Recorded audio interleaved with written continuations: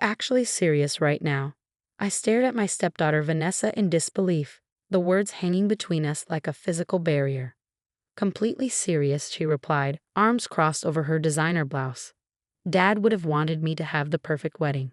And since he's not here to pay for it, the responsibility falls to you. I took a deep breath, trying to process what she was asking. Demanding, actually. My husband Richard had passed away 14 months ago after a brief but brutal battle with pancreatic cancer, leaving me to raise our twins, Max and Olivia, who had just turned 12. And now his 26-year-old daughter from his first marriage wanted me to sell our family home to fund her extravagant wedding to a man she'd been dating for less than a year. Vanessa, this house isn't just an asset. It's our home, mine and the twins. Where exactly would you expect us to live? I asked, struggling to keep my voice level. She shrugged, inspecting her manicured nails. You could rent somewhere smaller. The twins could share a room. It's temporary until you figure things out. That conversation happened 8 months ago, the first of many confrontations that led me to where I am today, standing at the back of an ostentatious church, watching my stepdaughter's wedding unfold with a document in my hand that would change everything. Richard and I had been married for 14 years. I met him when I was 30 after his first marriage to Vanessa's mother had ended in a bitter divorce. Vanessa was 12 then, the same age my twins are now, and I'd done everything I could to be a supportive stepmother despite her resistance.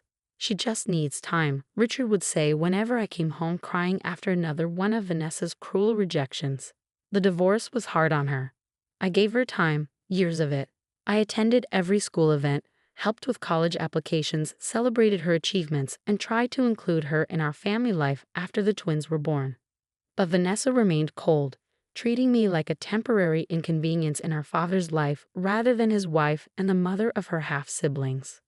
When Richard was diagnosed, everything happened so quickly. Within 3 months he was gone, and I was left grieving while trying to help two confused and heartbroken children process the loss of their father. Vanessa, who had moved across the country for work years ago, flew in for the funeral and left the next day. I can't bear to be in that house without him, she'd said, not bothering to help with any arrangements or spend time with her half-siblings, who were desperate for connections to their dad. I didn't hear from her again until she called announcing her engagement to Bradley, the son of a prominent local business family she'd reconnected with at the funeral. The same call where she mentioned how perfect our spacious home would be for wedding photos. When I refused to sell our house, explaining that it would uproot the twins during an already difficult time, Vanessa exploded. This is so typical. You've always put those kids ahead of me, she shouted through the phone. Dad left that house to all of us, not just you and your precious twins. This wasn't technically true. Richard and I had owned the house jointly, and his will had left his share to me with the understanding that the twins would inherit it eventually. Vanessa had received a generous life insurance payout and Richard's vintage car collection, which she promptly sold. Vanessa, your father wouldn't want your siblings to lose their home, I tried to reason. Half-siblings, she corrected icily. And Dad would have wanted to give me away at my dream wedding. Since he can't do that, the least you could do is make sure the wedding happens the way he would have wanted. Despite my refusal to sell, Vanessa continued with her wedding plans, repeatedly hinting that I could do the right thing and at least take out a second mortgage. When that didn't work, she started asking for loans, suggesting I dip into the twins' college funds or cash out my retirement account. It's just sitting there anyway, she argued during one particularly heated phone call. And Bradley's parents are expecting a wedding that matches their social standing. I can't embarrass him with something cheap. I offered what I could afford, a modest contribution that would cover the flowers or perhaps the photographer. She dismissed it as insulting.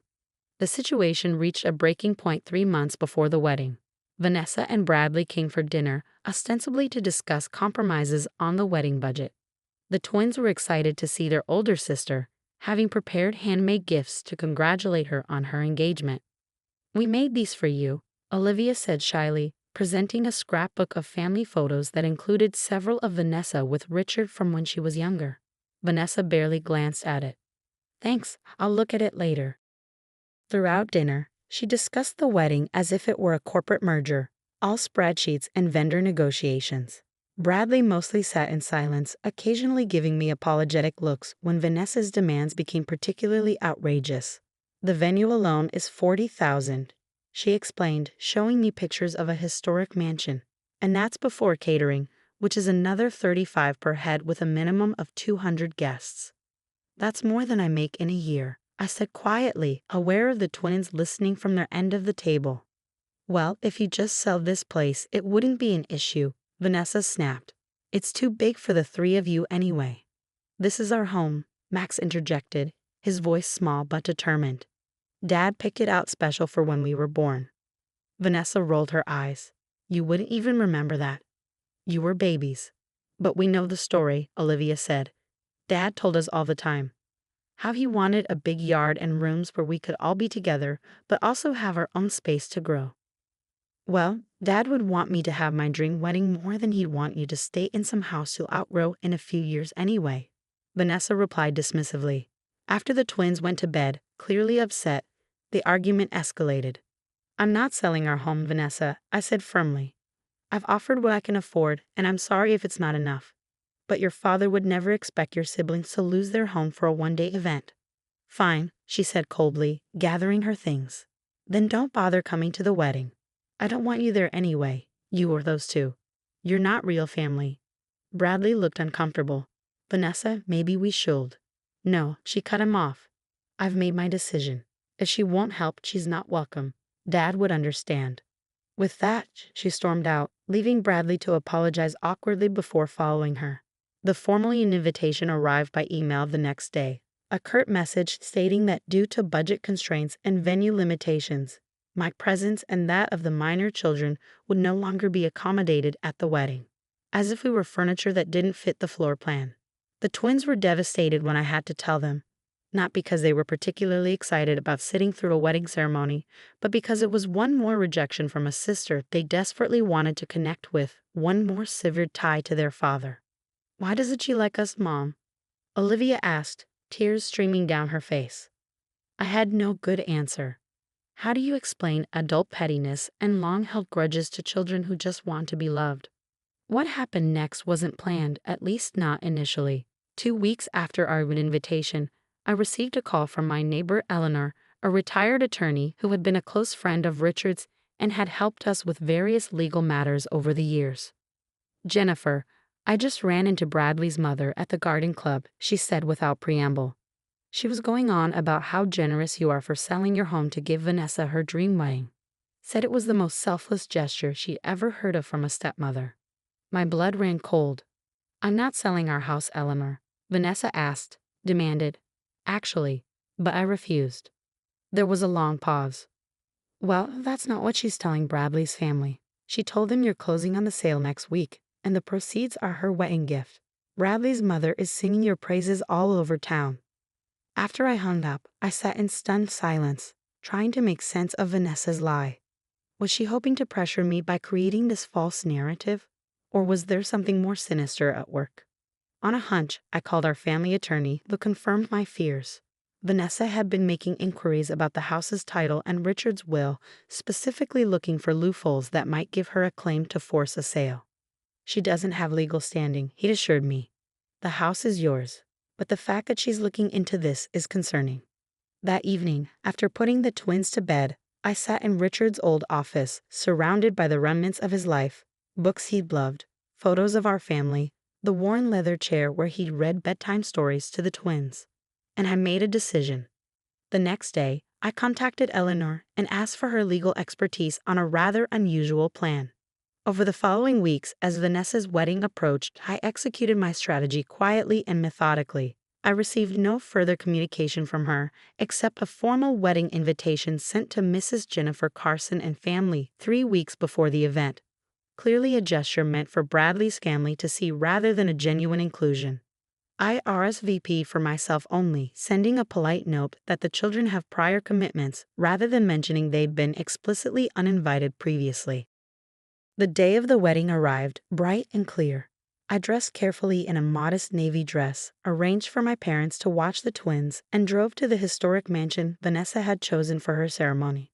The venue was exactly as extravagant as she described. Floral arrangements larger than my dining table adorned every surface. Crystal chandeliers glittered overhead, and a string quartet played softly as guests in designer attire mingled in the garden. I took a seat near the back of the ceremony area, the envelope in my handbag feeling impossibly heavy. Several of Richard's relatives nodded in my direction, their expressions a mix of surprise and sympathy. They'd all received the same story about my generous gift of selling my home. The ceremony proceeded with all the pomp Vanessa had dreamed of: 6 bridesmaids in champagne silk, a custom-designed gown with a cathedral train, and vows clearly written to impress rather than express genuine emotion. As the officiant asked if anyone had reason to object to the union, I remained silent. This wasn't about stopping the wedding. It was about truth. The reception that followed was held in the mansion's grand ballroom. I waited until dinner was served and the father of the bride's speech would traditionally have occurred. In Richard's absence, Bradley's father stood to offer words of welcome to Vanessa. "We're so happy to welcome Vanessa into our family," he said, champagne glass raised. "And we're moved by the incredible sacrifice her stepmother Jennifer has made to ensure today was everything Vanessa dreamed of. Selling your family home to give your stepdaughter her perfect day. There's no greater testament to family love than that." Murmurs of approval rippled through the crowd. Vanessa's smile froze on her face as she spotted me at the back table. This clearly wasn't part of her plan. She'd assumed I'd be seated far from the main party, not witnessing this public acknowledgement of a lie. When Bradley's father finished, the event coordinator announced it was time for toasts from other family members. Before anyone else could stand, I rose from my seat, envelope in hand. "I'd like to say a few words," I said, my voice carrying across the suddenly quiet room. Vanessa's eyes widened in panic as I made my way to the front of the room. Bradley looked confused, glancing between his new wife and me. For those who don't know me, I'm Jennifer Carson, Richard's widow and Vanessa's stepmother. I began, my voice steadier than I felt. "First, I want to congratulate Vanessa and Bradley on their marriage and wish them every happiness." I paused, making eye contact with Bradley's parents, who were beaming at me with approval. "I've heard there's been some confusion about a wedding gift from me," I continued. "Specifically, about the sale of our family home." Vanessa half rose from her seat, but Bradley placed a restraining hand on her arm, his expression darkening as he began to understand the implications. "I want to clarify that I have not sold my home to pay for today's celebration," I said clearly. "That home is where my children, Vanessa's half-siblings, and I still live. It's the home Richard and I built together, where we raised our family, and where his memory lives on in every room." The room had gone completely silent. Bradley's mother's smile had faded to confusion. "However," I continued, opening the envelope I'd brought, "I did make a decision about property recently. Richard owned a vacation cabin in the mountains that was separate from our primary residence. He and I spent our honeymoon there, and we took the twins there every summer. It was his special place." I withdrew the document from the envelope. "I've decided that this property should benefit all of Richard's children. So while I haven't sold our family home, I have transferred ownership of the cabin to a trust." Vanessa's expression shifted from panic to calculation, clearly assuming the trust would benefit her financially. "This trust," I continued, "will maintain the property as a retreat for families dealing with childhood grief and loss. It will be named for Richard and operated by the Children's Bereavement Center that helped Max and Olivia after their father's death."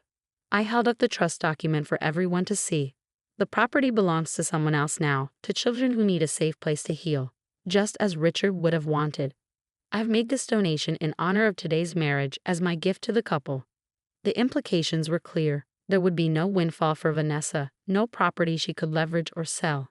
Instead, her father's beloved cabin would help children like the half-siblings she rejected. Bradley's parents were the first to react, rising to their feet with genuine applause. Others joined, perhaps not fully understanding the subtext but appreciating the charitable gesture. Bradley himself looked relieved, as if a weight had been lifted. Vanessa sat rigid in her chair, a brutal smile fixed on her face as she realized her lies had been exposed in the gentlest, most public way possible. After returning to my seat, I stayed only long enough to finish my meal and accept genuine thanks from Bradley's parents, who seemed oblivious to the tension between Vanessa and me. As I prepared to leave, Bradley approached alone. "Thank you," he said quietly. "For what?" I asked, surprised. "For not saying everything you could have." He glanced back at Vanessa, who was determinedly mingling with guests, as if nothing had happened. I didn't know about the lies regarding your house. I would never have gone along with that. I study his face, seeing genuine regret there. I hope you'll be happy, Bradley, and I hope Vanessa finds peace with whatever she's been carrying all these years. The twins, he said hesitantly. I'd like to meet them properly sometime. They're my family now, too. It was an olive branch I hadn't expected. They'd like that. 3 months have passed since the wedding. Vanessa and Bradley returned from their honeymoon to find their social circle well aware that there had been no sacrifice of a family home, though most were tactful enough not to mention it directly. Bradley has kept his word about wanting to know his new siblings, coming for dinner twice and even taking Max to a baseball game. Vanessa hasn't joined him, but she did send birthday cards to the twins last month, the first acknowledgement of their special day in years. The cabin has been renovated to accommodate small groups of children and their families, with the first grief retreat scheduled for next month. The twins have helped with the preparations, picking out games and books they think other kids might find comforting. Do you think Dad would be happy about what we did with the cabin? Olivia asked me recently as we sorted through old photos for the retreat center's walls. I showed her a picture of Richard at the cabin, arms spread wide as if embracing the mountains behind him, his face alight with joy. I think he would love knowing his special place is helping children heal. I told her honestly. Your dad believed homes weren't just buildings. They were places where people could feel safe, loved, and remembered. Even Vanessa, Max asked, surprising me with his insight. Even Vanessa, I agreed. Maybe especially Vanessa. Last week, an envelope arrived in the mail.